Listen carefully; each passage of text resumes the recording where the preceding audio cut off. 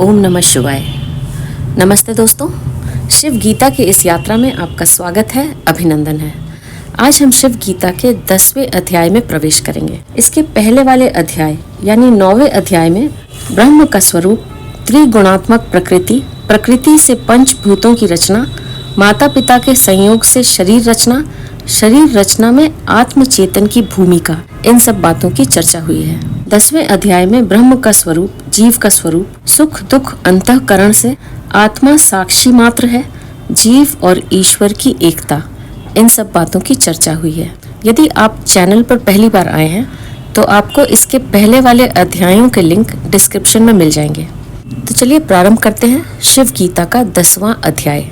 अथ शिव गीता 10मो अध्यायः। श्रीराम उवाच भगवन् कुत्रो जीवस्सौ जन्तुर्देहेऽवतिष्ठते जायते वा कुतो जीवः स्वरूपं चास्य किं वद।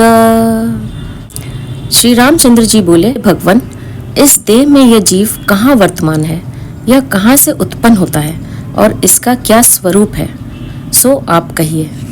तत्व ज्ञान की बात कोई ज्ञानी गुरु ही बता सकता है, अतः उसी से पूछना चाहिए। जब शिव भगवान जैसे ज्ञानी मिल गए तो रामचंद्र जी उनसे पूरा ही आध्यात्म जान लेना चाहते हैं। इस श्लोक में वे पूछते हैं कि ईश्वर और आत्मा को तो मैं समझ गया कि ये दोनों एक ही हैं, किंतु यह जीव क्या है, यह शरीर में कहाँ रहता है, यह पैदा कैसे होता है तथा इसका स्वरूप कैसा है जिससे इसे पहचाना जा सके। कृपया इसे कहिए। देहांते कुत्र वा याति गत्वा वा कुत्र तिष्ठति कथमायाति वा देहं पुनर्न याति वा वद।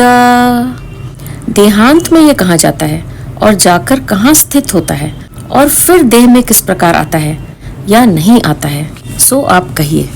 श्री रामचंद्र जी शिव भगवान से पूछने लगे कि आप तो कहते हैं कि ईश्वर आत्मा तो सर्वव्यापी है तथा जीव बार बार जन्म लेता है, तो यह बताइए कि मृत्यु के बाद यह जीव कहाँ जाता है, कहाँ रहता है, वहाँ क्या करता है तथा फिर मनुष्य शरीर में क्यों आता है, किस प्रकार इस शरीर में प्रवेश करता है, कब प्रवेश करता है अथवा आता ही नहीं है, कृपया ये सब बताइए।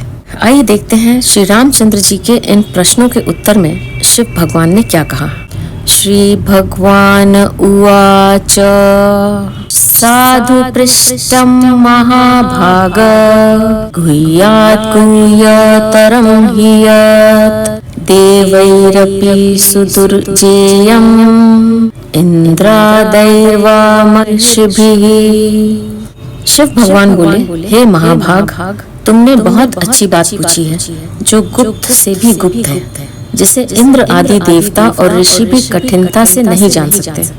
शिव जी कहने लगे कि इस जीव के रहस्य को कोई नहीं जानता कि इसकी रचना कैसे होती है, इसका स्वरूप क्या है, यह ईश्वर से किस प्रकार भिन्न और अभिन्न है, यह कर्म में क्यों प्रवृत्त होता है, कर्म फलों का भोग क्यों करता है, यह बार बार जन्म क्यों लेता है, शरीर की मृत्यु के बाद यह कहाँ रहता है, इसमें कामना, वासना और अहंकार क्यों पैदा हो जाता है। ऐसे कई रहस्य जिसे देवता तो क्या स्वयं इंद्र भी नहीं जानते। यह ज्ञान गुप्त से भी गुप्त है जिसे मैं तुम्हें कहता हूँ, तुम ध्यान देकर सुनो। अन्यस्मै नैव वक्तव्यं मायापि रघुनन्दन त्वद्भक्त्याहं परम प्रीतो वक्ष्याम्यवहितः ऋणुः। हे रघुनंदन, मैं भी यह किसी दूसरे से नहीं कहना चाहता, मगर तुम्हारी भक्ति से प्रसन्न होकर मैं तुम्हें कहता हूँ। रहस्य की बातें उसी को बताई जाती हैं जिसमें उसे समझने के लिए पर्याप्त बुद्धि व क्षमता हो तथा साथ में श्रद्धा भी हो, अन्यथा भैंस के आगे बीन बजाने का कोई अर्थ ही नहीं होता। रहस्यमय एवं गुह्य ज्ञान को समझने के लिए सूक्ष्म बुद्धि की आवश्यकता होती है। स्थूल बुद्धि वाला सूक्ष्म को नहीं समझ सकता। शिव जी कहने लगे कि तुम मेरे भक्त हो तथा इस रहस्य को समझ सकते हो, इसलिए तुम्हें मैं इसे विस्तार से कहता हूँ। इसे ध्यान देकर सुनो। सत्य ज्ञानात्मको नन्तः परमानंद विग्रह परमात्मा परं ज्योतिर्व्यक्तो व्यक्त कारणम् नित्यो विशुद्धः सर्वात्मा निर्लेपोऽहं निरञ्जनः सर्वधर्मविहीनश्च न ग्राह्यो मनसापि च। मैं ही सत्य स्वरूप, ज्ञान स्वरूप, अनंत, परम आनंद, परमात्मा, परम ज्योति, अव्यक्त एवं व्यक्त का भी कारण, नित्य, विशुद्ध, सबकी आत्मा, निर्लेप, निरंजन, सब धर्मों से परे तथा मन से भी अग्राह्य हूँ। यहाँ भगवान शिव सर्वप्रथम अपने ईश्वर स्वरूप का वर्णन करते हुए कहते हैं कि वह ईश्वर ही एकमात्र सत्य स्वरूप है। वह चैतन्य होने से ज्ञान स्वरूप भी है। वही अनंत है जिसका कहीं कोई अंत नहीं है। वेदों में इसीलिए कहा गया है सत्यम ज्ञान अनंतम ब्रह्म। वही ब्रह्म ईश्वर रूप में सच्चिदानंद स्वरूप है। वही परम ज्योति है। ज्योतिषाम ज्योति, ज्योतियों की भी ज्योति है। सभी ज्योतियों का वही कारण है। वह अव्यक्त प्रकृति तथा व्यक्त जगत दोनों का कारण है। वही नित्य है जो सदा है, वह सदा रहने वाला है। उसके अतिरिक्त अन्य सभी अनित्य हैं। वे बनते बिगड़ते रहते हैं, जिसका निर्माण व क्षय होता रहता है, किंतु ईश्वर का नहीं होता। वह सदा अपने ही रूप में रहता है। वही एकमात्र विशुद्ध है, जिसमें कोई विकार अथवा अशुद्धता नहीं है। वही सबकी आत्मा है। सभी आत्माएं उसी के रूप हैं, इसलिए वह परम आत्मा है। वह सदा निर्लेप रहता है। उसका किसी से कोई संग नहीं, न उसमें कोई कामना है, न वासना है, न वह कर्म करता है, न कर्मों में लिप्त होता है। वह निरंजन है, निर्दोष है। वह सभी धर्म अधर्म से परे है तथा मन से भी उसे कोई नहीं जान सकता। वह मन और बुद्धि से जानने में आता ही नहीं है। ऐसा वह ब्रह्म तथा ईश्वर है। शिव जी कहते हैं कि वही मेरा वास्तविक स्वरूप है, जिसे कोई नहीं जानता। श्री राम, मैं उसे तुम्हें बता रहा हूँ। इन दो ही श्लोकों में शिव भगवान ने ब्रह्म और ईश्वर की पूर्ण व्याख्या कर दी। नाहं सर्वेन्द्रिय ग्राह्य सर्वेषां ग्राहको ह्यहम् ज्ञाताहं सर्वलोकस्य मम ज्ञाता न विद्यते। सभी इंद्रिय मुझे ग्रहण नहीं कर सकती। मैं सबको ग्रहण करने वाला हूँ। मैं ही संपूर्ण लोक का ज्ञाता हूँ। मुझे कोई नहीं जानता। वह ईश्वर ही एकमात्र चेतना है जो ज्ञान स्वरूप है। वही सभी प्रकार के ज्ञान का कारण है। ये सभी इंद्रियां मेरी ही ज्ञान शक्ति से कार्य कर रही हैं। अन्यथा ये जड़ प्रकृति से निर्मित होने से इनमें ज्ञान नहीं है जिससे ये मुझे जान सकती। मैं ही सभी लोगों को जानने वाला हूँ। अन्य कोई भी मुझे नहीं जान सकता। शिव जी कहते हैं कि मैं वही ईश्वर हूँ। पूरः सर्व विकाराणां परिणामादिकस्य च यतो वाचो निवर्तन्ते अप्राप्य मनसा सह। मैं संपूर्ण विकारों से रहित हूँ। बाल, यौवन आदि परिणाम आदि विकार भी मुझ में नहीं है। जहाँ वाणी भी निवृत्त हो जाती है तथा मन से भी अप्राप्त है। ईश्वर शुद्ध चैतन्य तत्व है जिसमें कोई विकार नहीं है। उसमें बचपन, जवानी, वृद्ध अवस्था, जन्म, मृत्यु जैसे विकार भी नहीं है। वहाँ वाणी की कोई गति नहीं है जिससे उसका किसी प्रकार वर्णन नहीं किया जा सकता। न मन के द्वारा उसका चिंतन ही किया जा सकता है। इसलिए अज्ञानी जन उसे कभी नहीं जान सकते। ऐसा ही मेरा स्वरूप है जिसे केवल मैं ही जानता हूँ। आनंदम ब्रह्म मां ज्ञात्वा न बिभेति कुतश्चन। उस आनंद ब्रह्म मुझको प्राप्त होकर यह प्राणी फिर कहीं से भी भय को प्राप्त नहीं होता। मनुष्य सदा भयभीत रहता है। कई प्रकार के भय अज्ञानवश उसे सताते रहते हैं। इस भय का कारण है हम संसार को पकड़ना चाहते हैं, सभी कुछ अपने ही लिए प्राप्त करना चाहते हैं। इसलिए उसे छूटने का भय है कि वह मुझसे छूट रहा है, मेरे से छीना जा रहा है। सबसे बड़ा भय मृत्यु का है कि यह शरीर छूट रहा है। किंतु जिसने सब कुछ परमात्मा का मान लिया है उसे किसी का भय नहीं होता। इसलिए शिव भगवान कहते हैं कि जिसने मुझ आनंद स्वरूप ब्रह्म को तत्व से जान लिया वह किसी प्रकार के भय को प्राप्त नहीं होता। भय का कारण किसी को अपना मान लेना है। ज्ञानी किसी को भी अपना नहीं मानते, सभी कुछ ईश्वर का मानते हैं। इसलिए वह समदृष्टि वाला होता है। वह किसी से भी भय नहीं करता। यस्तु सर्वाणि भूतानि मय्येवेति प्रपश्यति मां च सर्वेषु भूतेषु ततो न विजुगुप्तसे। जो संपूर्ण प्राणियों को मुझ में देखता है और मुझे संपूर्ण प्राणियों में देखता है वह निंदा रहित हो जाता है। निंदा का कारण अज्ञान है। इस अज्ञान के कारण हम दूसरे को अपने से भिन्न समझते हैं, इसलिए दूसरों की निंदा करके अपनी श्रेष्ठता सिद्ध करना चाहते हैं। इससे अपने अहंकार की तुष्टि होती है।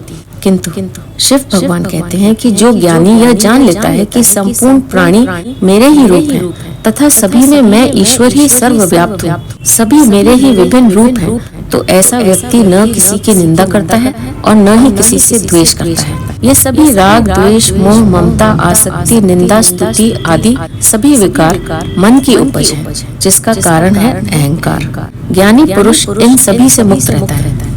यस्य सर्वाणि भूतानि आत्मैवाभूद्विजानतः को मोहस्तत्र कशोक एकत्वमनुपश्यतः।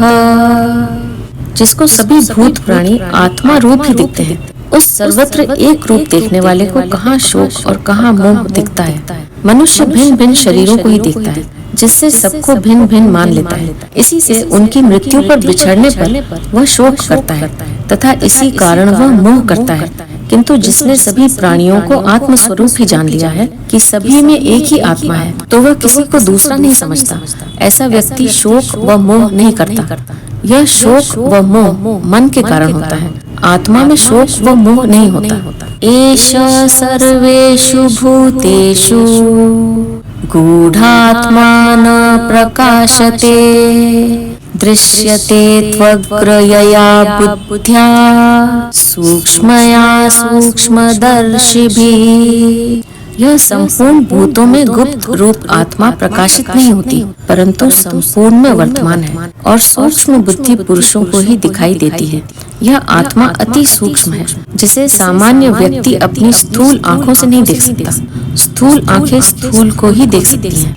सूक्ष्म को देखने के लिए सूक्ष्म बुद्धि की आवश्यकता होती है और सूक्ष्म बुद्धि से भी इसका अनुभव मात्र होता है, उसका ज्ञान होता है। जो स्वयं दृष्टा है, जो दृश्य शक्ति है, उसे कौन देख सकता है? उसे केवल जाना जा सकता है। यही ज्ञान है। अनाद्य विद्यया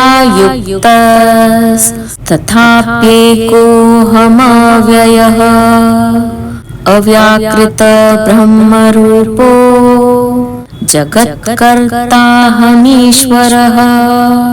अनादि अविद्या से युक्त मैं ही एकमात्र अव्यय, अविनाशी, अव्याकृत ब्रह्म जगत का कर्ता ईश्वर हूँ।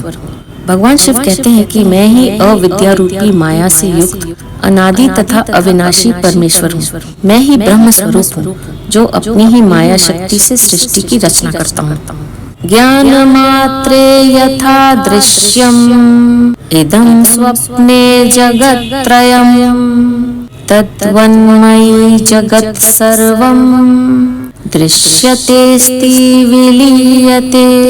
जिस प्रकार अविद्या के साक्षी भूत ज्ञान पर स्वप्न में त्रिलोकी की कल्पना की जाती है, इसी प्रकार मुझ में यह जगत उत्पन्न हो दिखता है, स्थिति पाता है और लय हो जाता है। शिव भगवान कहते हैं कि यह संपूर्ण जगत ब्रह्म की ही माया शक्ति का विस्तार है, जो मेरे कारण ही उत्पन्न होता है, स्थित रहता है तथा पुनः मेरे में ही विलीन हो जाता है। इसकी अपनी कोई स्वतंत्र सत्ता व अस्तित्व नहीं है।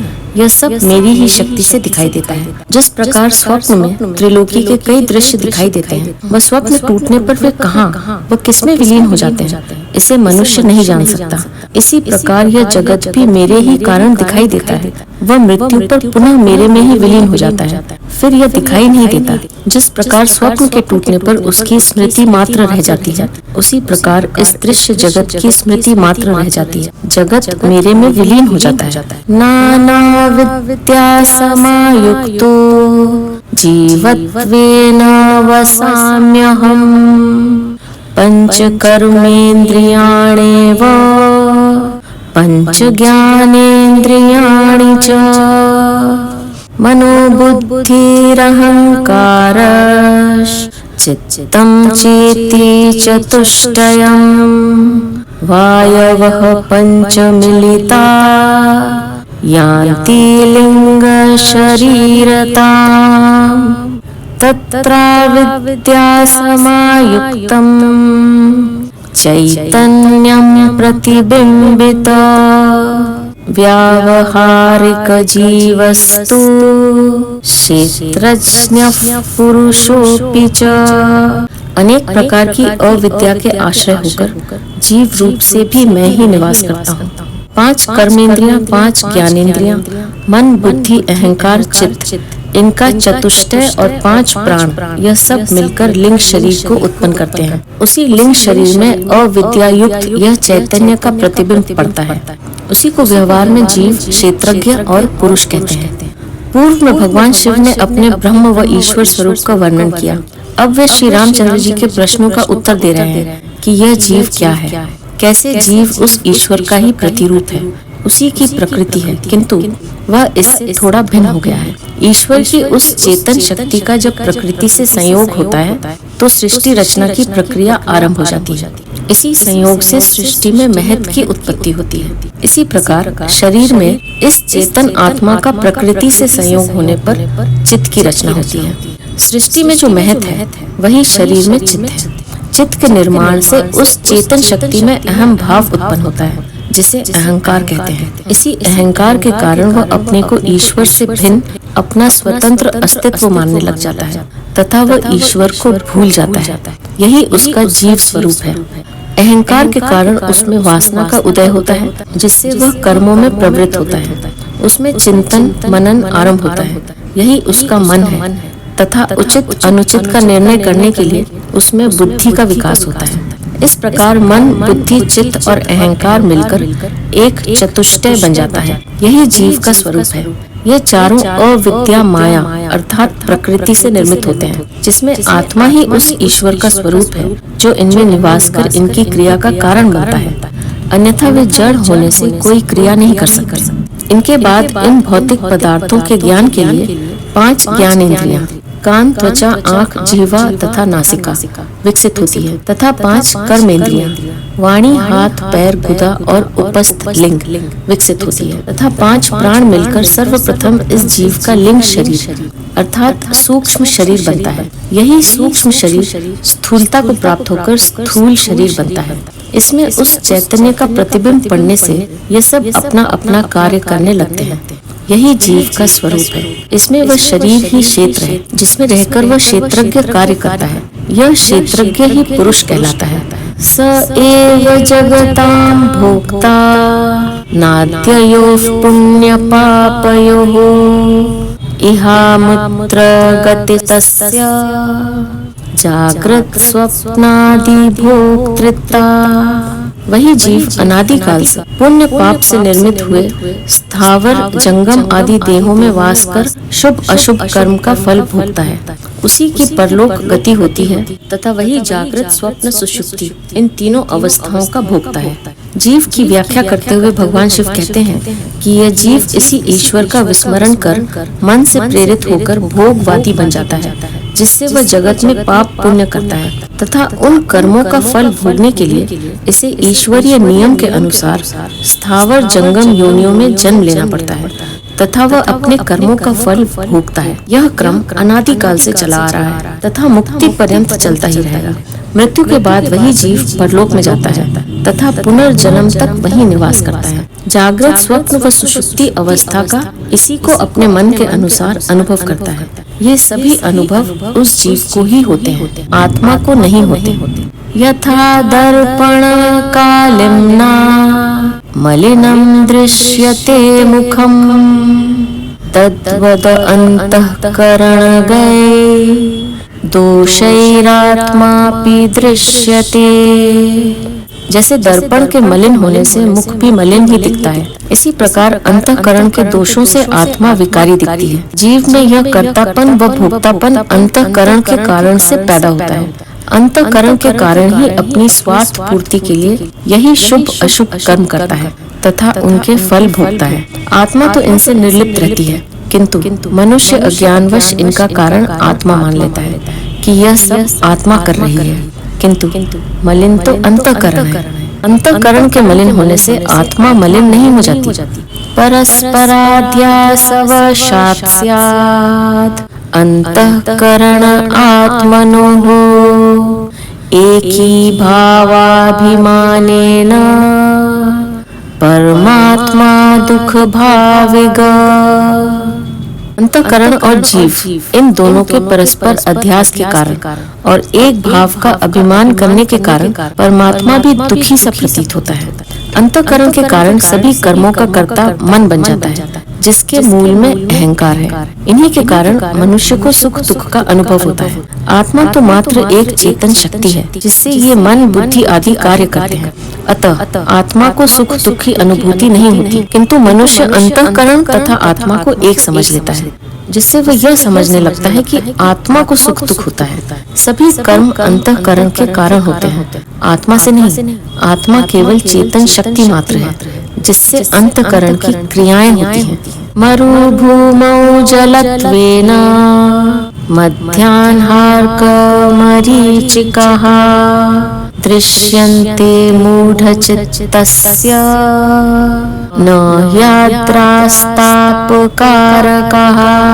जिस प्रकार मरुस्थल में दोपहर के समय सूर्य किरण रेत में पड़ने से जल की प्रतीति होती है, जो केवल अज्ञान ही है, वह जल रूप नहीं, केवल संताप ही करने वाला है। मरुस्थल में जिस प्रकार मृग मरीचिका में जल की भ्रांति हो जाती है, इसी प्रकार मनुष्य को भी यह भ्रांति अज्ञानवश ही होती है कि सुख दुख का अनुभव आत्मा को होता है।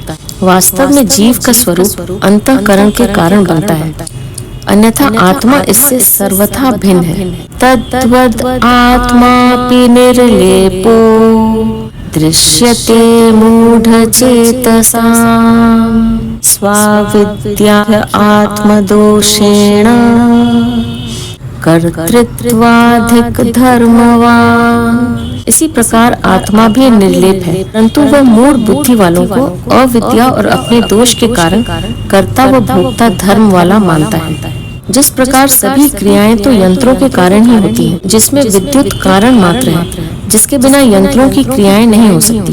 इसी प्रकार अंतःकरण के कारण ही सभी कर्म होते हैं, वह उनका फल भी उसी को भोगना पड़ता है, किंतु आत्म शक्ति से ही ये क्रियाएं होती हैं, जो निर्लिप्त है। उसका क्रिया करने व न करने से कोई संबंध नहीं है। जिस प्रकार यंत्रों के बिना विद्युत कोई कार्य नहीं कर सकती और विद्युत के बिना यंत्र भी कोई कार्य नहीं कर सकते, इसी प्रकार का आत्मा एवं अंतःकरण का संबंध है। क्रिया का कारण तो अंतःकरण ही है, जो आत्मा की शक्ति से क्रिया करता है। तत्र चान्नमये पिंडे हृदि जीवोऽवतिष्ठते आनघाग्रं व्याप्य देहं तद्ब्रूवेवहितः शृणु सोऽयं तदभिधानेन मांसपिंडो विराजते। इस अन्नमय पिंड के स्थूल देह में हृदय के विषय जीव स्थित रहता है और नख के अग्रभाग से लेकर शिखा पर्यंत व्याप्त रहता है। अतएव तुम सावधान होकर सुनो। वही यह जीव मैं मनुष्य, मैं ब्राह्मण इत्यादि अभिमान करता हुआ इस मांस पिंड में स्थित रहता है। श्री रामचंद्र जी का एक प्रश्न यह भी था कि यह जीव शरीर में कहाँ रहता है। इसके उत्तर में शिव भगवान कहते हैं कि यह जीव इस शरीर में हृदय में स्थित रहता है, किंतु इसकी शक्ति का प्रवाह शरीर के प्रत्येक भाग में रहता है। जिस प्रकार विद्युत गृह तो एक ही स्थान पर रहता है, किंतु उससे विद्युत आपूर्ति दूर दूर तक होती है, ऐसा ही जीव का स्थान है। सभी अंगों को इसी से शक्ति मिलती है। मनुष्य को इसी शक्ति के कारण अपना ज्ञान होता है कि मैं मनुष्य हूँ आदि। नाभेर्ऊर्ध्वमदः कण्ठाद् व्याप्य तिष्ठति यः सदा तस्य मध्येऽस्ति हृदयं सनालं पद्मकोशवत्। नाभि के ऊपर और कंठ के नीचे अवकाश के स्थान को व्याप्त करके सदा स्थित रहता है। इतने ही स्थान के बीच में हृदय है, जिसका स्वरूप डंडी सहित कमल कली के समान है। जीव के स्थान पर वर्णन करने के बाद वे अब इसके स्वरूप का वर्णन करते हुए कहते हैं कि इसका स्वरूप डंडी सहित कमल कली के समान है, जो हृदय में स्थित है, अर्थात शरीर के मध्य भाग में है। अधोमुखं च तत्रास्ति सूक्ष्मं सुशीरम् उत्तमं दहराकाशमित्युक्तम् तत्र जीवोऽवतिष्ठति। उसका मुख नीचे को है, उसमें सूक्ष्म और सुंदर एक छिद्र है, उसी को दहराकाश कहते हैं। उसमें जीव रहता है।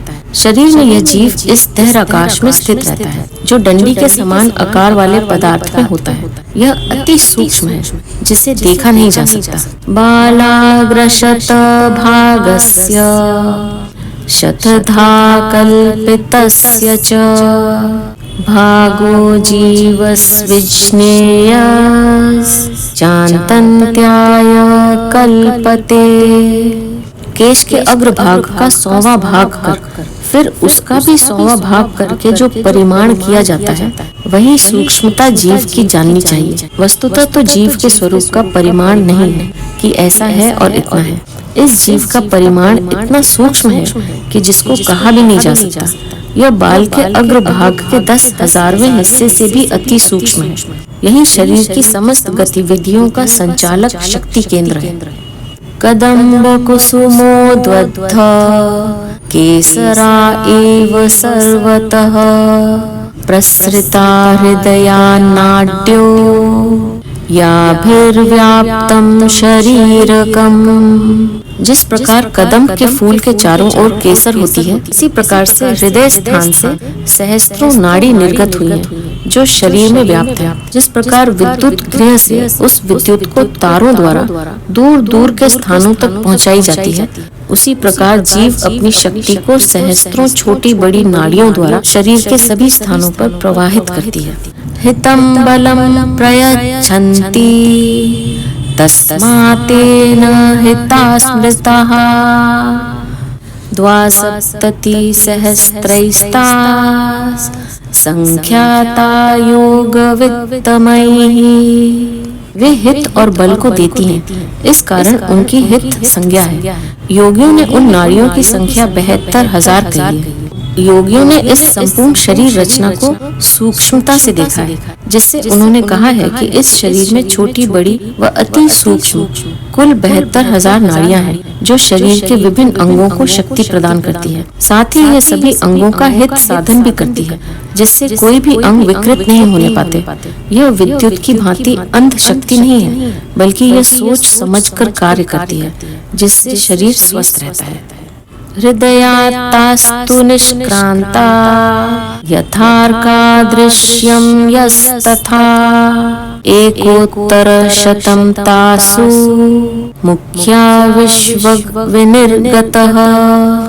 जिस प्रकार सूर्य से किरण निर्गत होती है, इसी प्रकार ये नाड़ियां हृदय से निकलती हैं। उनमें 101 मुख्य नाड़ियों ने संपूर्ण शरीर को विशिष्ट कर दिया है। सभी 72,000 नाड़ियों में 101 मुख्य नाड़ियां हैं, जिनसे सारे शरीर में ऊर्जा पहुंचती है। जिस प्रकार एक ही सूर्य से उसकी किरणें चारों ओर फैलती हैं, उसी प्रकार इस जीव से इसकी शक्ति शरीर में चारों ओर फैल जाती है। प्रतीन्द्रियं दश दश निर्गता विषयोन्मुखः आद्यक कर्मादि हेतुत्वात् स्वप्नादि फलभुक्तये। और प्रत्येक इंद्रियों में 10-10 नाड़ी हैं। उन्हीं के द्वारा विषयों का अनुभव होता है। यह नाड़ी ही सुख दुख जागृत स्वप्न आदि के साक्षात का कारण है। शरीर में 10 इंद्रियां हैं, जिनमें प्रत्येक में 10-10 नाड़ियां हैं। इनमें ज्ञानेंद्रियों की नाड़ियां उसके 5 विषयों शब्द, स्पर्श, रूप, रस व गंध का अनुभव कराती है, तथा इन्हीं के द्वारा मनुष्य को सुख दुख का अनुभव होता है। स्वप्न अवस्था में भी जो अनुभव होता है, वह इन्हीं के द्वारा होता है। यदि इन नाड़ियों का इंद्रियों से संबंध विच्छेद हो जाए, तो मनुष्य को इनका अनुभव नहीं हो सकता। वहन्त्यं भो यथा नद्यो नाट्यक कर्म फलम तथा अनन्तैकूर्ध्वगा नाडी मूर्धा पर्यन्तमंजसा। जिस प्रकार नदी जल को बहाती है, इसी प्रकार नाड़ी सुख दुख रूप कर्म फल को बहाती है। इन 101 नाड़ियों में से एक नाड़ी ऐसी है जिसे अनंत अर्थात सुषुम्ना नाड़ी कहते हैं। यह नाड़ी कर्म फल का निर्णय करती है। यह सुषुम्ना नाड़ी ब्रह्म रंध्र तक जाती है। जो मूलाधार से आरंभ होती है। सुषुम्नेति समादिष्टा तया गच्छन् विमुच्यते तत्रावस्थित चैतन्यं जीवात्मानं विदुर्बुधः। जो सुषुम्ना नामक नाड़ी है उसमें प्राप्त होकर वह जीव मुक्त हो जाता है। जिस समय यह अंतःकरण काम आदि दोष शून्य होता है उस समय यत्न करने से योगी की आत्मा इस नाड़ी में प्राप्त होती है, परंतु उस समय सद्गुरु की कृपा और पूर्ण ज्ञान की आवश्यकता है, कारण कि ज्ञान द्वारा मुक्ति प्राप्त होती है। मुक्ति की प्राप्ति के लिए सर्वप्रथम अंतःकरण की शुद्धता की आवश्यकता है। शुद्ध अंतःकरण वाला ही, जिसे किसी प्रकार की कामना नहीं होती, उस समय योगी यत्न करके अपने जीव को इस सुषुम्ना नाड़ी में प्रवेश करा सकता है, जिससे वह जीव ब्रह्मारंध तक पहुंच सकता है, जो परम ज्ञान का स्थान है। इस विधि को ज्ञानी गुरु ही बता सकता है, जो उसकी कृपा पर ही निर्भर करता है। यही पहुंचकर जीव इस संसार बंधन से मुक्त हो जाता है, जो उसकी परम गति है। यथा राहुरदृश्योऽपि दृश्यते चंद्रमंडले तद्वत् सर्वगतोऽप्यात्मा लिंगदेहे हि दृश्यते। जिस प्रकार राहु अदृश्य रहकर भी चंद्रमंडल में दिखता है, इसी प्रकार सर्वत्र रहने वाली आत्मा लिंग देह में ही प्रतीत होती है। राहु कोई पिंड नहीं है। पृथ्वी की जो छाया चंद्रमा पर पड़ती है, जिससे चंद्रमा को ग्रहण लग जाता है और वह दिखाई नहीं देता, इसी प्रकार आत्मा तो सर्वत्र व्याप्त है, किंतु उसे सूक्ष्म शरीर में ही देखा जा सकता है। उसकी अनुभूति इसी में होती है। दृश्यमाने यथा कुंभे घट आकाशोऽपि दृश्यते तद्वत् सर्वगतोऽप्यात्मा लिंगदेहि विनिर्गते। जिस प्रकार घट के ले जाने से घट आकाश भी लेकर जाया जाता है, इसी प्रकार सर्वत्र व्यापक भी जीवात्मा लिंग देह में ही प्रतीत होता है। आत्मा अर्थात ईश्वर की वह चैतन्य शक्ति यद्यपि सर्वत्र व्याप्त है, वह सृष्टि के कण कण में व्याप्त है। इसी प्रकार वह इस स्थूल शरीर के जीव रूप में विद्यमान है, तो इसके सूक्ष्म शरीर में भी विद्यमान है। जब इस स्थूल शरीर की मृत्यु होती है, तो इसका सूक्ष्म शरीर अलग होकर परलोक में गमन करता है, तो उसमें भी वह जीव उसके साथ ही गमन करता है। जैसे किसी घट को अन्यत्र ले जाने पर उसके भीतर का आकाश भी उसके साथ गमन करता है। यदि इस सूक्ष्म शरीर के साथ वह जीव नहीं होता, तो फिर पुनर्जन्म कौन लेता? फिर तो चार्वाक की उक्ति ही सत्य होती कि देह के भस्मीभूत होने पर किसका पुनर्जन्म होता है। निश्चलः परिपूर्णोऽपि गच्छतीत्य उपचर्यते जाग्रत काले यथा ज्ञोयम् अभिव्यक्त विशेषधिः। यद्यपि वह सर्वत्र पूर्ण और निश्चल है, परंतु वह जागृत अवस्था में घट आदि पदार्थों का चैतन्य प्रतिबिंब युक्त होने से अंतःकरण वृत्ति से व्याप्त होकर चंचल सा दिखता है। यद्यपि आत्मा एक स्थिर तत्व है, वह न कहीं आती है न जाती है, वह अपने ही स्थान पर स्थिर व निश्चल रहती है, किंतु उसका बिंब जब अंतःकरण में पड़ता है, तो अंतःकरण के चलायमान होने से वह भी चंचल सी प्रतीत होती है, मानो आत्मा भी चल रही है। जिस प्रकार चंद्रमा का बिंब जल में पड़ने पर जल के हिलाने पर चंद्रमा भी हिलता हुआ प्रतीत होता है।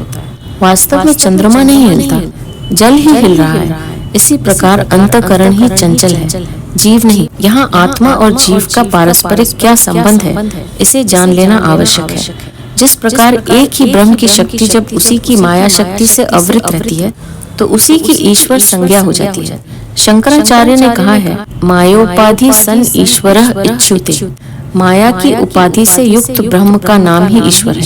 अन्यत्र भी कहा गया है, मायोपहीनत ईश्वरः। जिस प्रकार किसी व्यक्ति को यात्रा करने पर यात्री कहा जाता है, जिलाधीश के पद पर कार्य करने पर उसे जिलाधीश कहा जाता है, जो उसकी उपाधि मात्र है। इस उपाधि के हटने पर वह सामान्य मनुष्य ही है। इसी प्रकार माता पिता भाई आदि भी उसकी उपाधि मात्र है। इसी प्रकार उस अंतःकरण के योग से उस एक ही आत्मा की जीव संज्ञा हो जाती है। अतः आत्मा और जीव कोई दो भिन्न तत्व नहीं है। जब अंतःकरण से उसका संबंध विच्छेद हो जाता है, तो वह पुनः आत्मा ही रह जाती है। मुंडक उपनिषद में कहा गया है, इस शरीर रूपी वृक्ष पर दो पक्षी, जीवात्मा और परमात्मा रहते हैं। एक फलों को खाता है, वह दूसरा केवल दृष्टा है। यह केवल समझाने के लिए कहा गया है, वास्तव में यह एक ही आत्म चेतना है। व्याप्नोति निष्क्रियः सर्वान् भानुर्दश दिशो यथा नाडीभिर्वृत्तयो यान्ति लिंगदेह समुद्भवः। जिस प्रकार से सूर्य दशों दिशाओं को व्याप्त करता है, इसी प्रकार निष्क्रिय और सर्वत्र पदार्थ में व्याप्त लिंग देह के संबंध से उत्पन्न हुई अंतःकरण की वृत्ति नाड़ियों द्वारा बाहर जाकर विषयों में प्राप्त हो उन्हें प्रकाशित करती है। जिस प्रकार सूर्य अपने ही स्थान पर रहकर अपनी ज्योति से दशों दिशाओं में व्याप्त हो जाता है, उसी प्रकार यह आत्मा सूक्ष्म शरीर में व्याप्त होकर अंतःकरण की वृत्तियों को जागृत करती है। यह आत्मशक्ति स्वयं कोई क्रिया नहीं करती, यह निष्क्रिय है, किंतु इसकी शक्ति से अंतःकरण की वृत्तियां जागृत हो जाती हैं तथा ये ही वृत्तियां नाड़ियों के माध्यम से सारे शरीर को प्रभावित करती हैं तथा इन्हीं वृत्तियों के कारण ये बाह्य विषयों की ओर आकर्षित होती हैं। ये बाह्य विषय मनुष्य को उस अंतःकरण की वृत्तियों के कारण ही आकर्षक ज्ञात होते हैं, अन्यथा उनमें स्वयं में कोई आकर्षण नहीं है। शरीर के आकर्षण का कारण भी अंतःकरण की काम वृत्ति ही है, अन्यथा वह हाड़ मांस रुधिर से बना एक पिंड मात्र ही ज्ञात होगा। तत् कर्मानुसारेण जाग्रत भोगोपलब्धये इदं लिंग शरीराख्य मामोक्षान् विनश्यति। अपने किए उन कर्मों के अनुसार जागृत आदि अवस्था में सुख दुख का साक्षात्कार जीव करता रहता है। संपूर्ण वृत्ति लिंग शरीर से उठती है। जब तक मोक्ष न हो, लिंग शरीर का नाश नहीं होता। लिंग देह का जो स्वरूप है वह इसका सूक्ष्म शरीर है तथा यह अंतःकरण इसका कारण शरीर है, जो इस जीव का बीज रूप है। इस अध्याय के श्लोक 15, 16 व 17 में लिंग देह का जो स्वरूप बताया गया है वह इसका सूक्ष्म शरीर है तथा यह अंतःकरण इसका कारण शरीर है, जो इस जीव का बीज रूप है। यही विकसित होकर सूक्ष्म शरीर बनता है तथा इसी से स्थूल शरीर की रचना होती है। जागृत अवस्था के जो भी सुख दुख का अनुभव यह जीव करता है वह अपने किए हुए कर्मों के अनुसार करता है, किंतु इसकी वृत्तियां लिंग शरीर अर्थात इसके कारण शरीर अंतःकरण से उठती हैं। स्थूल शरीर द्वारा जो भी कर्म किए जाते हैं उनके संस्कार इस कारण शरीर में बीज रूप में संग्रहित रहते हैं। ये ही सूक्ष्म शरीर में आकर जीव को कर्मों की प्रेरणा देते हैं तथा स्थूल में आकर इसे क्रियान्वित करते हैं। जिस प्रकार बीज को भून देने पर वह फिर वृक्ष पैदा नहीं कर सकता, इसी प्रकार इस लिंग शरीर कारण शरीर का नाश होने पर ही मोक्ष होता है।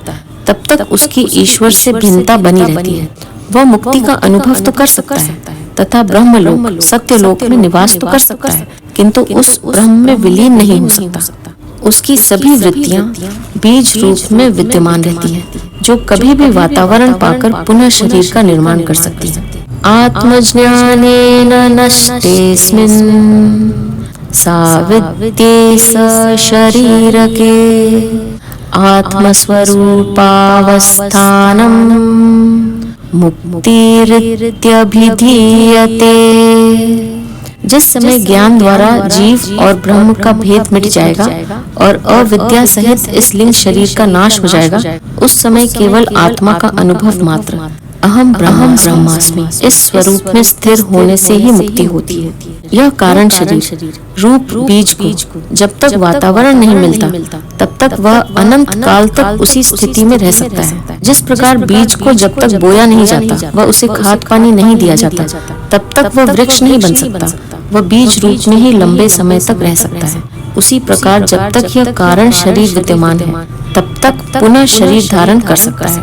यह उसकी वासना पर निर्भर करता है। इस बीज का नाश ज्ञान द्वारा ही हो सकता है, जिससे वह जीव और ब्रह्म की एकता का अनुभव कर लेता है कि मैं जीव नहीं हूँ बल्कि ब्रह्म ही हूँ। इसी स्थिति में उसके कारण शरीर का नाश होता है। इसी स्थिति को मोक्ष कहा जाता है। फिर उसके जन्म की संभावना ही समाप्त हो जाती है। उत्पादिते घटे यद् घट आकाशत्वमृच्छति घटे नष्टे यथाकाश स्वरूपेणावतिष्ठते। जिस प्रकार घट के उत्पन्न होते ही घट आकाश उसमें प्राप्त हो जाता है और उसके नष्ट होने पर वह अपने स्वरूप में अवस्थित रहता है। जिस प्रकार घट के निर्माण से घट के भीतर का आकाश बाहरी आकाश से भिन्न ज्ञात होने लगता है, उसी प्रकार शरीर में स्थित आत्मा ब्रह्म से भिन्न ज्ञात होने लगती है। यह भिन्नता कारण शरीर की माया शक्ति अविद्या से प्रतीत होती है, किंतु कारण शरीर के नष्ट होने से इस अविद्या का भी नाश हो जाता है, जिससे यह आत्म चेतना पुनः ब्रह्म में विलीन हो जाती है। जैसे घट के नष्ट होने से घट आकाश इस महा आकाश में विलीन हो जाता है। जागृत कर्म क्षय वशात् स्वप्न भोग उपस्थिते बोधावस्थां तिरोधाय देहाद्याश्रय लक्षणाम् कर्मोद्मावित संस्कार तत्र स्वप्नरिरसया अवस्थां च प्रयात्यन्यां मायावीवात्ममायया। जागृत अवस्था में मनुष्य का ध्यान भोग देने वाले कर्मों की ओर ही जाता है। वह ऐसे ही कर्म करता है जिनसे सांसारिक भोगों की प्राप्ति हो, किंतु स्वप्न अवस्था में इस प्रकार के कर्म समाप्त हो जाते हैं तथा उन भोगों की वासना ही शेष रह जाती है। जिस प्रकार के कर्म के विचार उसके होते हैं, वैसे ही विचार स्वप्न में आते हैं। वो वैसे ही दृश्य वह देखता है। इसी प्रकार जागृत अवस्था में भी अंतःकरण के विचार ही जागृत का रूप लेते हैं। अतः यह जागृत अवस्था भी स्वप्नवत है। घट आदि विषयान् सर्वान् बुद्ध्यादि करणानि च भूतानि कर्म वशतो वासना मात्र संस्थितान्। घट आदि विषय तथा बुद्धि आदि करण और स्वप्न समय के भोग देने वाले पदार्थ के समान सब सृष्टि अंतःकरण ने कल्पना की है। अंतःकरण की कल्पना से यह जगत अनेक भाव से दिखता है। मनुष्य की जैसी कल्पना व वासना होती है, यह जगत उसे उसी प्रकार का दिखाई देता है। ये घट आदि विभिन्न विषय तथा मन बुद्धि आदि अंतःकरण की भिन्नता वासना के कारण ही भिन्न भिन्न दिखाई देते हैं तथा इसी प्रकार वासना के कारण ही स्वप्न के दृश्य दिखाई देते हैं।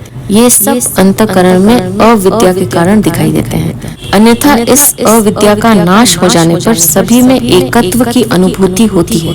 एतां पश्यन् स्वयं ज्योतिः साक्ष्यात्माप्यवतिष्ठते। इन सबको देखने वाली स्वयं ज्योति आत्मा साक्षी रूप में सब में विद्यमान है। इस सृष्टि में जागृत व स्वप्न अवस्था में जो कुछ दिखाई देता है वह सभी अंतःकरण की कल्पना के कारण दिखाई देता है, जिसका कारण उस ईश्वर की अविद्या माया है। जब विद्या माया जागृत होती है तो सभी में एक ही आत्मा का दर्शन होता है, जो स्वयं ज्योति स्वरूप है तथा वही सबको प्रकाशित कर रही है। वही एकमात्र सबका दृष्टा व साक्षी है। अत्रान्तः करणादीना वासनाद्वासनात्मता वासना मात्र साक्षित्वम् तेन तत्र परात्मनः। इस अवस्था में अंतःकरण आदि सर्व पदार्थों की वासना भावना से की हुई असत्य होने से वह वासना रूप ही है और परमात्मा उसी स्थान में वासना मात्र से साक्षी। सभी पदार्थ अंतःकरण की वासना के अनुसार ही सत्य असत्य प्रिय अप्रिय हितकारी अहितकारी दिखाई देते हैं। क्योंकि वासना स्वयं में असत्य एवं अविद्या से पैदा होती है, इसलिए यह जगत भी वासना रूप होने से असत्य ही है। ईश्वर स्वयं इस वासना का साक्षी मात्र है। तात्पर्य यह है कि वासना अंतःकरण की वृत्ति है, ईश्वर में कोई वासना नहीं है। वह तो आत्म स्वरूप में साक्षी मात्र है, जो अंतःकरण का भी दृष्टा है।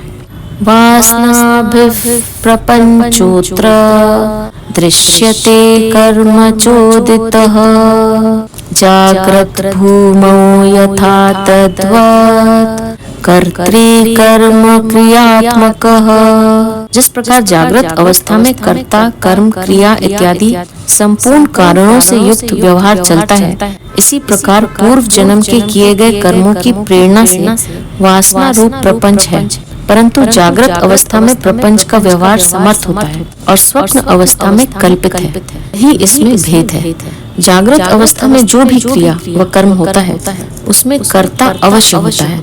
बिना कर्ता के कोई क्रिया नहीं होती, किंतु यह सभी पूर्व जन्मों के संस्कारों के कारण ही होता है। जैसे पूर्व जन्मों के संस्कार होते हैं, उसी प्रकार के कर्म वह करता है। ये पूर्व जन्मों के कर्म भी अंतःकरण की वासना के अनुसार ही होते हैं। वही वासना जागृत अवस्था में मूर्त रूप लेती है, जबकि स्वप्न अवस्था में जो कुछ होता है वे सब कल्पित होते हैं।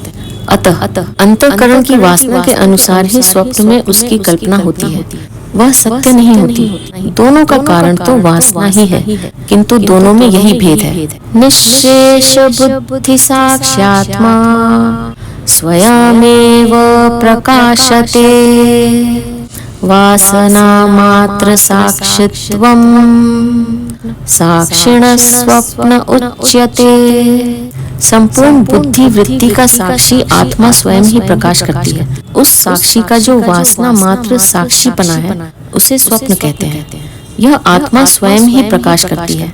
इसी से मन, बुद्धि आदि अंतःकरण की क्रियाएं होती हैं। वासना अंतःकरण से ही उदित होती है, जिससे यह आत्मा उसकी भी साक्षी बनी रहती है। भूत जन्म नियुद्भूतम् कर्म तद्वासनावशात् नेदीयस्त्वाद्वयस्याद्ये स्वप्नं प्रायः प्रपश्यति। बाल अवस्था में जो कुछ जागृत में किए हैं, उस समय उसी की वासना हृदय में प्रबल रहती है। इस कारण वे ही स्वप्न दिखते हैं। बाल अवस्था में जो कुछ जागृत अवस्था में किए हैं, उस समय उसी की वासना हृदय में प्रबल रहती है। इसी कारण वे ही स्वप्न दिखते हैं। जो जिस प्रकार के कर्म करता है, उसी की वासना हृदय में रहती है। वही सूक्ष्म वासना स्वप्न में दिखाई देती है, तो उसे उसी प्रकार के स्वप्न दिखाई देते हैं। सपनों का कारण मन की सूक्ष्म वासना ही है। मध्ये वयसि कार्कस्यात् करणानामिहार्जितः वीक्षते प्रायशः सपनम् वासना कर्मणोर्वशात्। और तरुण अवस्था में इंद्रियां अपने व्यापार में कुशल हो जाती हैं, जिससे वह तद्रूप ही स्वप्न देखती है। युवा अवस्था में सभी ज्ञानेंद्रियां व कर्म इंद्रियां अपने अपने व्यापार में कुशल हो जाती हैं। वह किसी न किसी व्यवसाय में लग जाती है, जैसे नौकरी, व्यापार, कृषि, उद्योग, अध्ययन, लेखन आदि। तो उसे अपने किए जाने वाले कर्मों के अनुरूप ही स्वप्न दिखाई देते हैं। ये यासु परलोकम तो कर्म विद्यादि संभृतम भाविनो जन्मनो रूपम स्वप्नम आत्मा प्रपश्यति। और जो वृद्ध अवस्था में परलोक जाने के निमित्त दान, धर्म, विद्या आदि दान ऐसे उत्तम कर्म करते हैं, उनके हृदय में यह वासना दृढ़ हो जाती है, तो प्रायः वे भी इसी प्रकार के स्वप्न देखा करते हैं। जिस प्रकार के कर्म मनुष्य जागृत अवस्था में करता है, अथवा जागृत अवस्था में जैसा वह सोचता है, अथवा जैसी उसकी कामना, वासना, भावना आदि सूक्ष्म रूप में होती है, उसी के अनुसार उसे वैसे ही स्वप्न आते हैं। स्वप्न में अधिकांश में ऐसे ही दृश्य दिखाई देते हैं, जिसकी पूर्ति वह जागृत अवस्था में नहीं कर पाता। मन की सूक्ष्म वासना ही स्वप्न में प्रकट होती है। यद्वत् प्रपतनाच्छेन श्रान्तो गगनमण्डले आकुञ्चय पक्षौ यतते नीडे निश्चयनायने। जिस प्रकार से शेन पक्षी आकाश में भ्रमण करते करते जब थक जाता है, तब विश्राम का और कोई उपाय नहीं देखकर निज पंखों को सिकोड़कर अपने घोंसले में विश्राम करता है। स्वप्न की अवस्था जागृत से विश्राम की अवस्था है। जागृत अवस्था में मनुष्य जब कर्म करते हुए थक जाता है, तो वह विश्राम करता है। उस विश्राम की अवस्था नींद में वह कई प्रकार के स्वप्न देखता है। इसमें शरीर की क्रियाओं को विश्राम मिलता है, किंतु मन सक्रिय रहता है, जिससे वह स्वप्न देखता है। यह वैसा ही है जैसे बाज पक्षी थककर अपने पंख सिकोड़कर घोंसले में विश्राम करता है। एवं जाग्रत् स्वप्न भूमौ श्रान्त आत्माभिसञ्चरन् आपीत करण ग्रामक कारणे नैति चैकता। इसी प्रकार जागृत और स्वप्न अवस्था में विचरने से जब आत्मा श्रांत होती है तब संपूर्ण इंद्रियों के शिथिल होने से सब साधनों को लय कर देती है। जीव का सारा व्यापार शरीर, इंद्रियों तथा मन की सहायता से होता है। सभी प्रकार के कर्म करते हुए जब शरीर व इंद्रियां थक जाती हैं तो वह निद्रा में जाता है। इसमें शरीर व इंद्रियों के कार्यों को विश्राम मिलता है, किंतु मन सक्रिय रहता है जिससे वह स्वप्न देखता है। किंतु जब मन भी थक जाता है तो वह भी शांत होकर शरीर व इंद्रियों के कार्यों को शिथिल कर आत्मा में विश्राम करता है, जिससे उसको शांति मिलती है। यही उस जीव की तीसरी अवस्था है जिसे सुषुप्ति अवस्था कहते हैं। यह प्रगाढ़ निद्रा की अवस्था है जो जीव की विश्राम की अवस्था है।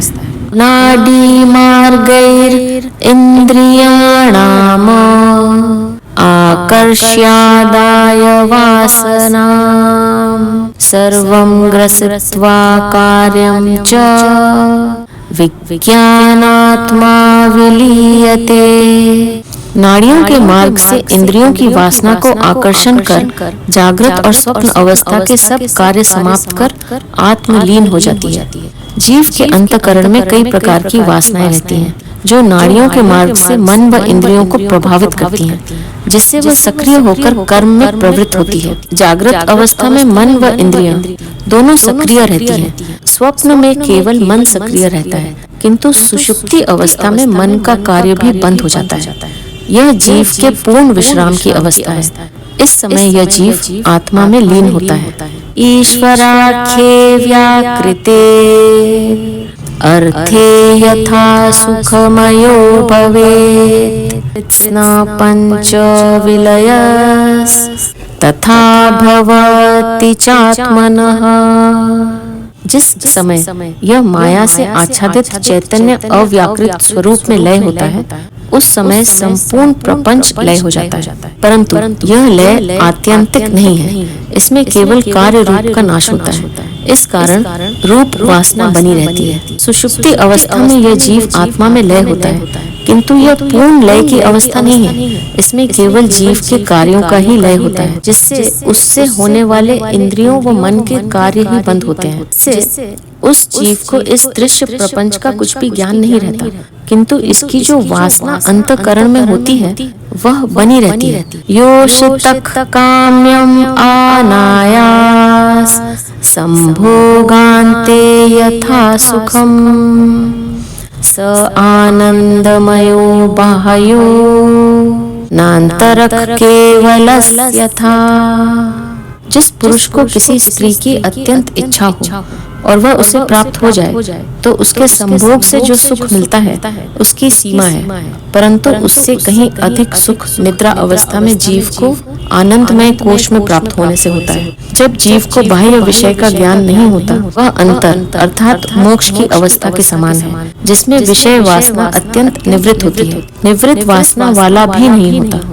सुषुप्ति अवस्था में उस जीव का संपर्क शरीर के आनंदमय कोश से हो जाता है, जिससे उसको अत्यंत आनंद की अनुभूति होती है। संभोग के समय जिस आनंद की अनुभूति होती है वह सीमित है, थोड़े समय का ही आनंद है, किंतु सुषुप्ति का आनंद इससे कई गुना अधिक है। इस अवस्था में जीव का बाह्य विषयों से संबंध छूट जाता है, उनका ज्ञान भी नहीं रहता। मोक्ष का भी ऐसा ही अनुभव होता है जब बाह्य विषयों की वासना निवृत्त हो जाती है, किंतु दोनों में अंतर है कि मोक्ष में यह वासना पूर्णतः निवृत्त हो जाती है, किंतु सुषुप्ति में यह निवृत्त नहीं होती बल्कि बनी रहती है। यह आनंदमय कोश भी शरीर का ही भाग है, जो आत्मा के निकट होने से उसे आनंद की अनुभूति तो हो जाती है, किंतु वह आत्मा में लीन नहीं होता, आत्मा की अनुभूति मात्र ही होती है। यह आनंद की अवस्था है, किंतु परम आनंद की अवस्था नहीं है।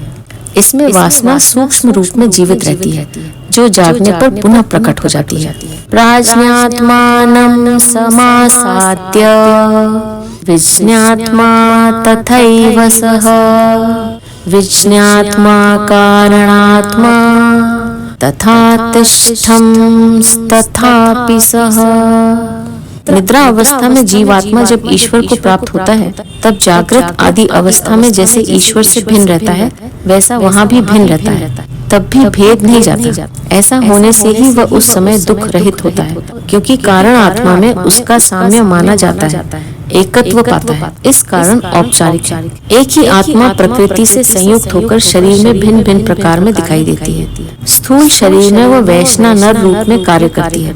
उस समय उसकी जागृत अवस्था होती है। इसे बही प्रज्ञ कहते हैं। स्वप्न अवस्था में यह तेजस रूप रहता है। इस समय शरीर की स्वप्न अवस्था होती है तथा शरीर सूक्ष्म रूप में रहता है। यह आत्मा की अंतर प्राज्ञ अवस्था है। सुषुप्ति अवस्था में यह प्राज्ञ अवस्था में रहती है। इस समय शरीर कारण अवस्था में होता है। यही उसकी प्राज्ञ अवस्था है। स्थूल शरीर में आत्मा विज्ञानात्मा है तथा सुषुप्ति में उसका संबंध आत्मा से हो जाता है, जिससे उस जीव को आनंद की अनुभूति होती है। किंतु इन तीनों अवस्थाओं में द्वैत बना रहता है। इसे ईश्वर के साथ एकत्व की अनुभूति तो हो जाती है, फिर भी भिन्नता बनी रहती है। यह शरीर की कारण अवस्था है, जिसमें जीव दुख रहित हो जाता है। अविद्या सूक्ष्म वृत्तय वृत्तिभिश्चानुभूतये तथा हम सुखम स्वापसम नैव किंचित वेदिशम अज्ञानमपि साक्ष्यादि वृत्तिभिश्चानुभूतये इत्येवं प्रत्यभिज्ञापि पश्चातस्योपजायते। जो भी उस अवस्था में अविद्या की सूक्ष्म तत्व वृत्ति आने से जैसे सुख अनुभव करता है, उस सुख को जैसे मैं सुख से सोया और दूसरा कुछ भी न जाना, केवल अज्ञान ही अनुभव है। सुषुप्ति अवस्था में जिस सुख का अनुभव होता है, वह अनुभव अज्ञान का ही सुख है। इसमें केवल यही अनुभव होता है कि मैं सुख से सोया। इसके अतिरिक्त और किसी भी प्रकार के सुख का अनुभव नहीं होता। यह सुख आत्मज्ञान का सुख नहीं है, परंतु यह अज्ञान भी साक्षी आदि की वृत्ति से अनुभव किया जाता है कि सुख से सोया। यदि साक्षी न हो तो सुख से सोने की स्मृति किसी प्रकार नहीं हो सकती, क्योंकि गाढ़ निद्रा में सोते समय तो उसे सुख का अनुभव होता नहीं। उसके पश्चात जागृत होकर साक्षी के द्वारा जानते हैं। सुषुप्ति अवस्था गाढ़ निद्रा की अवस्था है, जिसमें शरीर, इंद्रियां व मन भी सुप्त हो जाता है। इसलिए व्यक्ति को उस समय किसी का भी ज्ञान नहीं रहता, किंतु वह साक्ष्य जीवात्मा जागृत रहती है, जिससे यह ज्ञान होता है कि मैं सुख से सोया। यह अनुभव नींद से जागने पर ही होता है। जागृत स्वप्न सुषुप्त्याख्यम एवेहामुत्र लोकयोः पश्चात् कर्मवशादेव विस्फुलिंगायथानलात्। जागृत, स्वप्न, सुषुप्ति, यह तीन अवस्था जैसी इस लोक की है, वैसी ही देवलोक की है। सुषुप्ति के अंत में जब जागृत अवस्था आती है, तो अपने कारण रूप जीव के प्रारब्ध के कर्म से फिर इंद्रियां इस प्रकार जाग उठती हैं, जिस प्रकार अग्नि से विस्फुलिंग उठने लगते हैं। जिस प्रकार इस लोक में जीव की जागृत, स्वप्न व सुषुप्ति अवस्थाएं होती हैं, उसी प्रकार की अवस्थाएं देवलोक की हैं। मृत्यु के बाद जीव अपने सूक्ष्म शरीर में रहकर विभिन्न लोकों का अनुभव करता है। यह अनुभव उसकी स्वप्न अवस्था है, जिसमें सभी अनुभव मन के होते हैं। जब उसका सूक्ष्म शरीर नष्ट हो जाता है, तो उसके सभी अनुभव कारण शरीर में एकत्र हो जाते हैं, जो उसका बीज रूप है। यही उस जीव की सुषुप्ति अवस्था है। यह मोक्ष की अवस्था नहीं है। जिस प्रकार जीव निद्रा से जागकर पुनः जागृत अवस्था में आता है, उसी प्रकार वह जीव उस अपने कारण शरीर से कर्मों के अनुसार जागकर पुनः सूक्ष्म व स्थूल शरीर ग्रहण करता है। जब तक प्रारब्ध कर्म समाप्त नहीं होते, तब तक उसका पुनः जन्म होता ही रहता है। कारण शरीर के नष्ट होने पर ही मोक्ष होता है। कारण शरीर ही जीव का बीज है। जायन्ते कारणादेव मनोबुद्ध्यादिकानि तु पयः पूर्णो घटो यद्वन् निमग्नः सलिलाशये तैरेवोद्धृत आयाति विज्ञानात्मा तथैत्यजात्।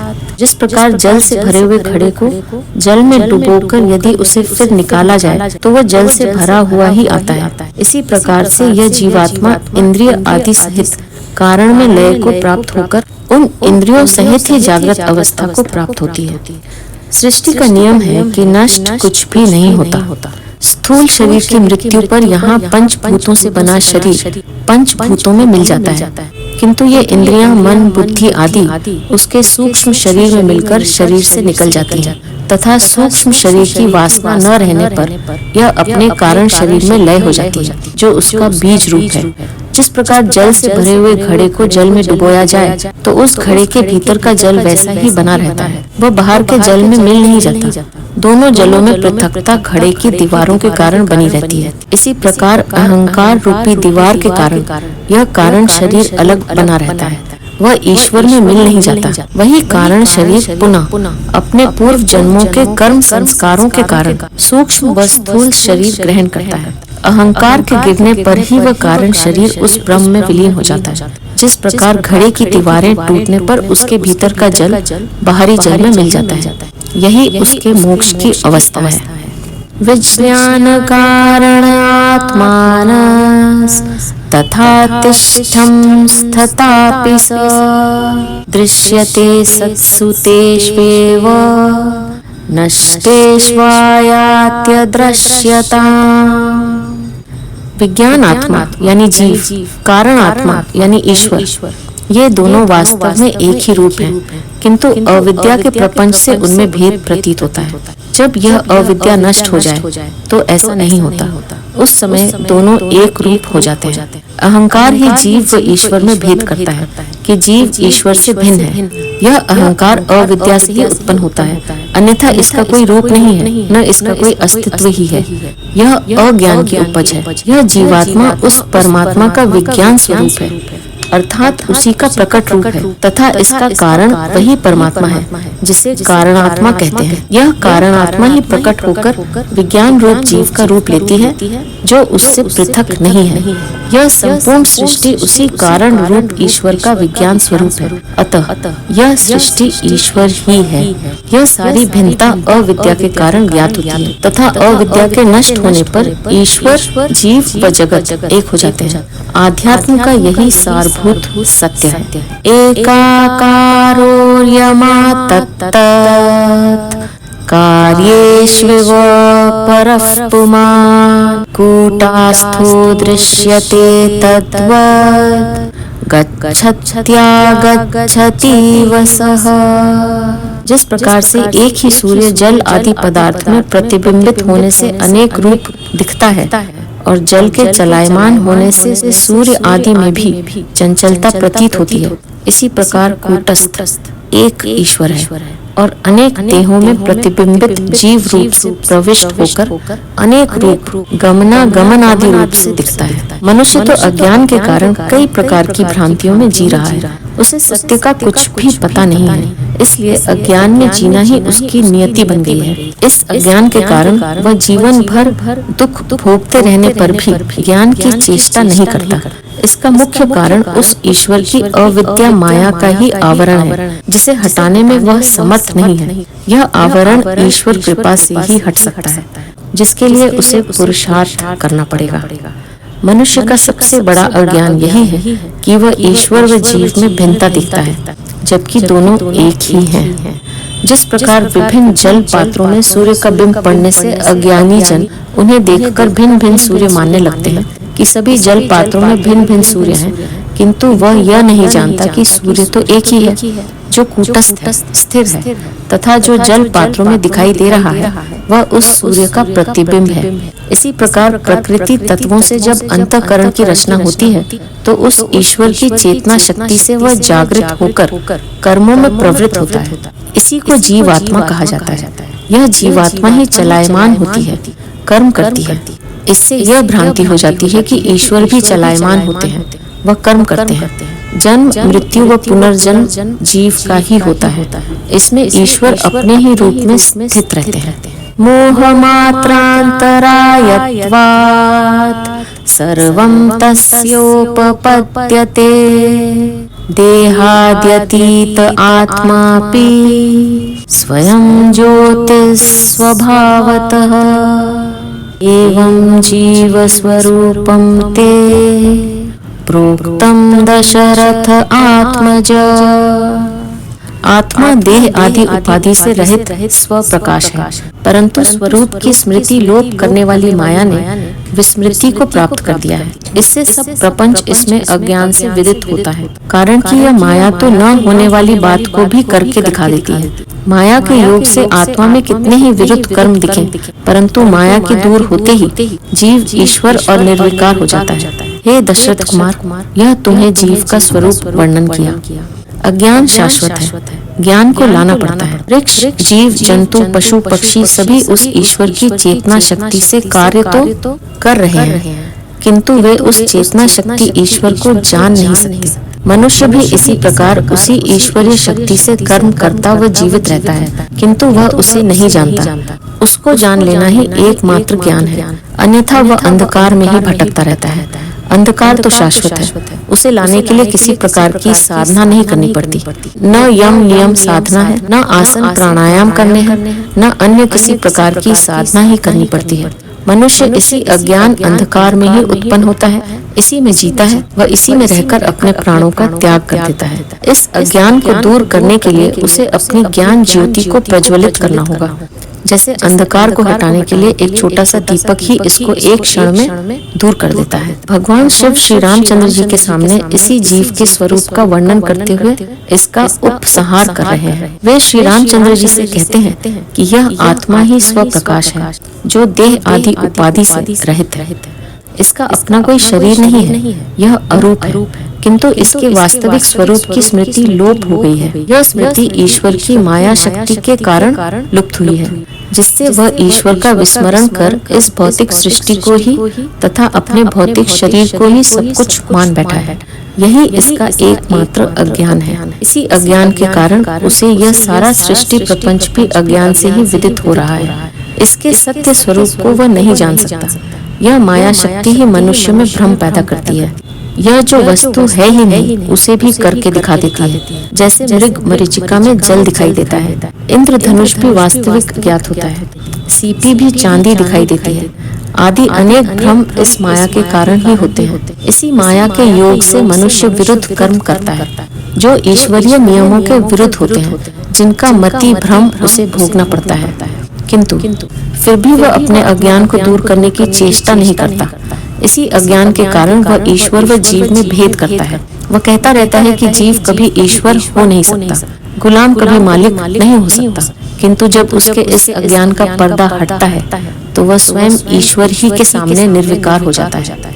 ये सभी विकार ईश्वर की माया शक्ति के कारण, ईश्वर को न जानने के कारण पैदा होते हैं, जो ईश्वर को जानकर दूर हो जाते हैं। वह शुद्ध स्वर्ण बन जाता है। फिर जीव और ईश्वर की भिन्नता की जो झूठी प्रतीति अज्ञान के कारण हो रही है, वह दूर होकर ज्ञान ज्योति का प्रकाश हो जाता है। यही वेदांत का सत्य है, जो सर्वोच्च ज्ञान है। शिव भगवान श्री रामचंद्र जी से कहने लगे कि यही जीव का स्वरूप है।